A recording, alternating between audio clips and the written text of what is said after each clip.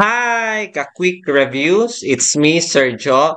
So we'll continue with our SPSS episode.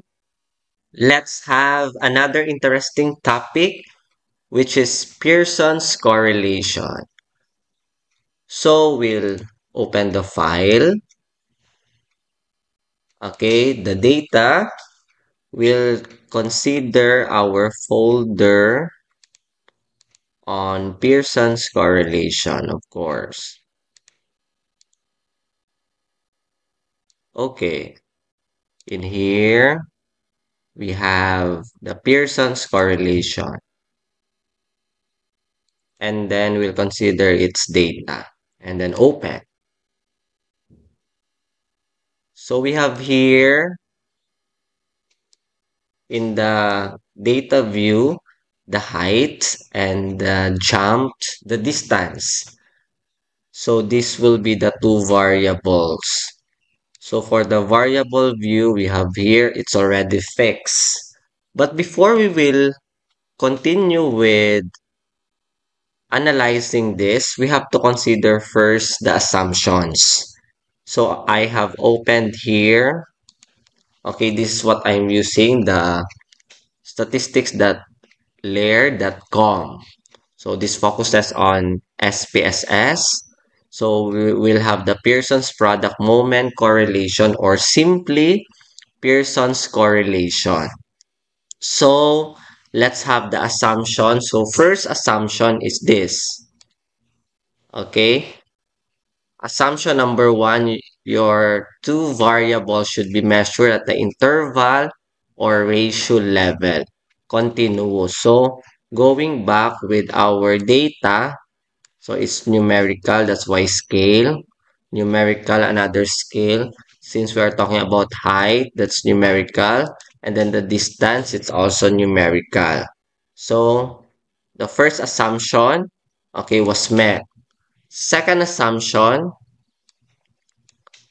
okay, there is a linear relationship between two variables. So basically, you can also check this one. We'll check it using JASP. We'll have to consider the scatter plot. Okay, using JASP or Jeffrey's Amazing Statistics Program, I prefer it, okay, to be used, especially with scatter plot. You will see why. So let's see. Okay, correlation. I have to consider these two variables. But our focus is as best as okay. I will just want you to show the scatter plot. This one. So basically, it follows also the second assumption. Okay? And then third assumption. Okay? There should be no significant outlier. So from the scatter plot, you will see that there is no significant outlier. So this assumption is also satisfied. Okay? Fourth assumption. So this is very important. Your variables should be approximately normally distributed. So we can use Shapiro-Wilk test for this. Okay. So we can also check its assumption using JASP. So this is pairwise normality. So we'll see. So the Shapiro is, okay, the p-value is this one. It is greater than 5%, so it's normal. I have a video wherein, okay, I provided an example how to interpret the value for the Shapiro wheel. Okay, so it is satisfied. And then we're done. So only four assumptions. So since it is satisfied, we can go back with our SPSS. Ayan. So let's analyze Okay? And then correlate, and then bivariate. Okay? And then put these two variables in the variables box. So by default, we have Pearson, check, two-tailed, and then flag significant correlations. We can consider also options if we're interested with the means and standard deviations since we're talking about normal data. I mean data that follows normal distribution. We can also check this one if you would like to check the cross product deviations and covariances. So continue. Okay. So we can proceed with okay. So in here we have this one, the Pearson's correlation 0.706. So I have prepared here an APA style, so this is correct.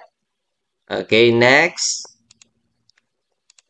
we have the p-value 0.005. 0.005. So this is also correct. So these are important considerations when we present the results of a Pearson's correlation. So the outcome, which is the dependent variable, so we can consider the long jump performance. The predictor, which is usually the independent variable, the height. So the R is this. So we will consider the legend. And considering the legend, it is described as high correlation. And for the p-value, so it is significant since it is less than 0.05.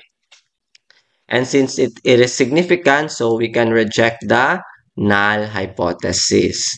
I would like to show you also the Shapiro, okay, using SPSS. So analyze descriptive statistics and explore. Okay, and then we can consider these two variables and then plots. So check the normality plots with tests. Continue and then okay. So from here, you will see this one. So Shapiro will test. So as you can see, both are greater than 5%. So it's normal. So the appropriate statistical tool to be used is really Pearson's correlation. Okay.